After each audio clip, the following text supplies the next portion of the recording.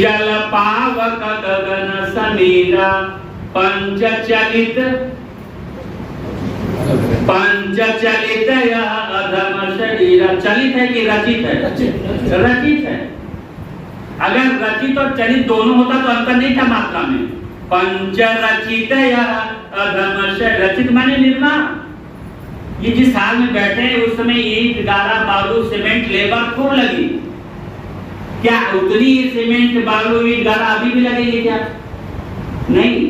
तो हमारा जो 5 तत्वों से शरीर बना है, लेकिन 5 तत्व क्या है? पृथ्वी तत्व। पृथ्वी माने मिट्टी। हम मिट्टी तो नहीं खाते। फिर जल, थोड़ा जल पी लेते हैं।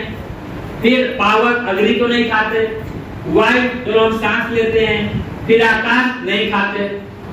इसका मतलब ये तो डिकोड सही नहीं है। हमारे पूज्य योगी जी ने खोज किया। मिट्टी का मतलब है दूध अनाज। देखिए सबसे छोटी उंगली है और देखिए 4 उंगलियां, एक अंगूठा अलग है। जरा विचार करें, अंगूठा हटा दीजिए, क्या इन उंगलियों से कोई काम हो पाएगा? अंगूठा अगर निकल जाए तो क्या कोई काम होगा? जरा देखिए, कोई कुछ भी नहीं पकड़ पाएंगे। मतलब अंगूठा बहुत जरूरी है। तो अंगूठा क्या है? आकाश तत्व है। इसीलिए आयुर्वेद का सिद्धांत है आहारम पचत शिखी दोषान आहार वर्जित। जो हम खाते हैं उसको हमारी शिखी वैश्वानर अग्नि प्राण शक्ति पचाती है। अहम वैश्वानरो भूत्वा प्राणी नाम देहमात्रितः प्राणायापान समायुक्त पचामि अन्नं चतुर्विधम्। ये 4 प्रकार का अन्न है। गीता में भगवान ने कहा 4 प्रकार का। पृथ्वी माने जब दूध अनाज, दूध और अन्न से बनी हुई। हमारे दिमाग में क्या है? धन वस्त्र आभूषण कोठी कार बंगले से सुख मिलेगा। तो आध्यात्मिक शक्ति का निराला भगवान नहीं चाहिए। फिर चेतना शक्ति ज्ञान देती है।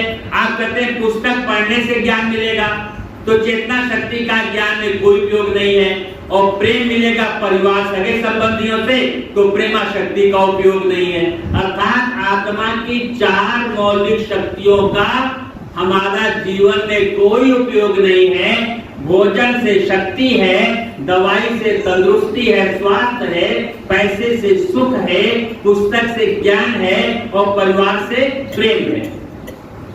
राइट? तो आत्मा का कोई संबंध नहीं।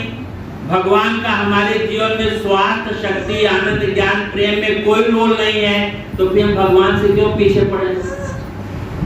काय को व्रत करते हैं, काय को उपवास करते हैं, काय को पूजा करते हैं, काय को आरती करते हैं। जब उनसे संबंध ही नहीं है हमारी मौलिक मांगों का, तो हमारे जीवन में अब क्या आएगा? भगवान की जो प्राण शक्ति, आध्यात्मिक शक्ति, चेतना शक्ति, प्रेमा शक्ति का जो प्राकट्य होना था वो नहीं होगा। अब क्या आएगा? भोजन से शक्ति का विचार आपके अंदर श्रम 3 काम करवाएगा।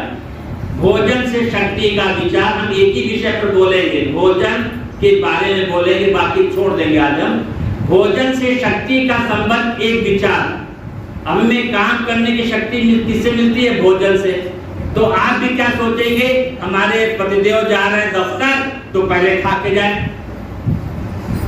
बेटा स्कूल जा रहा है, कुछ खा के जाए, क्योंकि स्कूल में पढ़ना है, ताकत चाहिए और भोजन से शक्ति मिलेगी।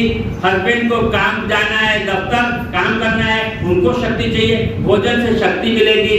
तो सबसे पहले, श्रम से पहले आप क्या खाएंगे? भोजन। क्यों खाएंगे? शक्ति के लिए। राइट? तो पहली गलती ये भोजन खाने की ये क्रिया क्यों हो रही है? क्योंकि दिमाग में एक विचार बैठा है, फूड गिव्स एनर्जी। काम करने की शक्ति किससे मिलती है? भोजन से। हम जितने लोग बैठे हैं सबके अंदर ही बैठा है।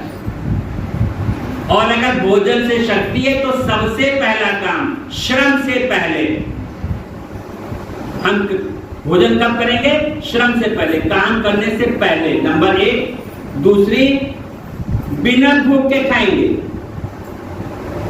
जाना है ऑफिस 10 बजे तो 9 साढ़े 8 लग जाएगी। भूख नहीं है, घड़ी देखकर। तो समय मतलब कि श्रम से पहले बिना भूख के घड़ी देखकर और आवश्यकता से ज्यादा, 1 रोटी और ले लो। कितनी गलती हो गई? श्रम से पहले खाया, बिना भूख के खाया, घड़ी देखकर खाया और आवश्यकता से ज्यादा खाया। अगर कोई अच्छी चीज बन गई तो स्वाद में भी कुछ ज्यादा खा लेते हैं। इन 4 क्रियाओं के पीछे एक विचार है, केवल एक विचार। क्या? भोजन से शक्ति। तो आप कहेंगे भैया जब भोजन से शक्ति नहीं है तो देखिए प्राण शक्ति क्या करती है। आपने तो खाना खा लिया, काम खत्म।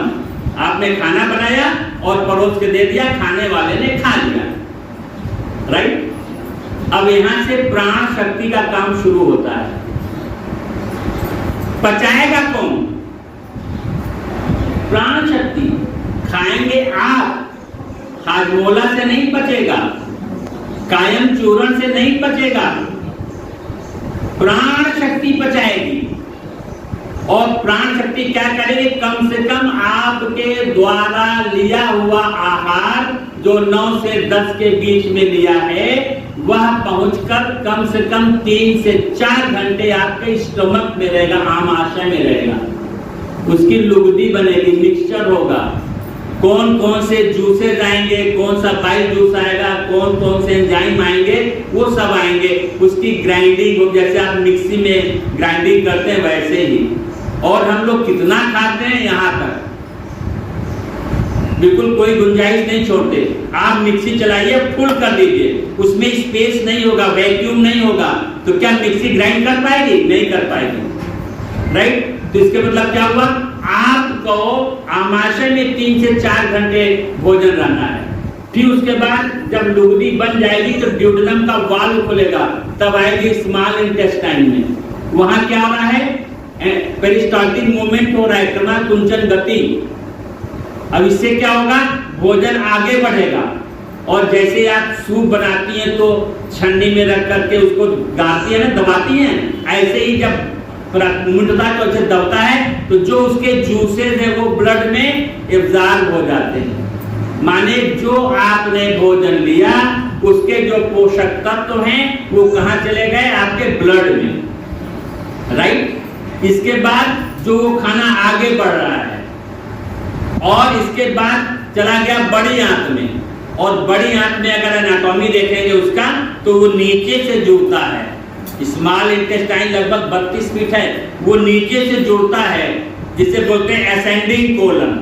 तो नीचे से जुड़ेगा तो धीरे धीरे लुगदी आगे बढ़ेगी, फिर ट्रांसवर्स कोलन, फिर धीरे धीरे आगे, और फिर डिसेंडिंग कोलन, और बाद में रेक्टम। मतलब यहाँ तक खाना आने में, बड़ी आंत में खाना पहुंचते पहुंचते कम से कम 8 घंटे लगते हैं। जो 10 बजे खाना खाया 8 घंटे तक उसकी पाचन क्रिया का प्रोसेस चल रहा है, एक बार। और जैसे ही आप खाना खाते हैं सबसे बड़ा एक्सपीरियंस आपको आता है आलस, राइट? जिस दिन आपका फास्ट होता है उस दिन आप रोटी